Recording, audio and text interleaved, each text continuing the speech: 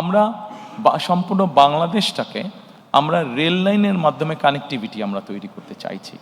Rail লাইনের মাধ্যমে অবশ্যই রোড আছে, রাস্তাঘাট, হাইওয়ে, মোটরওয়ে, বাস, ট্রাক, এগুলো অবশ্যই আছে, কিন্তু রেলওয়ের মাধ্যমে এই জন্য আমি আপনাদের সামনে কথাটা তুলে দিলাম যে রেলওয়েকে যদি আমরা ডেভেলপ করতে পারি তাহলে কিন্তু মানুষের যাতায়াত খরচ, সেটা নিজের যাতায়াত খরচ হোক অথবা পণ্য পরিবহন হোক, সেটি অনেকাংশে কমে আসবে।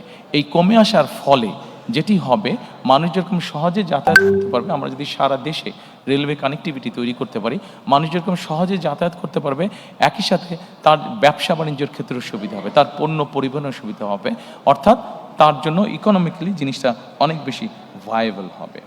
আমাদের দেশের নৌ পরিবহন বা জলপথ যেটা আছে, আনফর্চুনেটলি অনেক খাল বিল বন্ধ হয়ে গেছে। এই ব্যাপারে আপনাদেরকে এর মধ্যে আমি বলেছি যে আমাদের 20,000 কিলোমিটার খাল খননের পরিকল্পনা রয়েছে।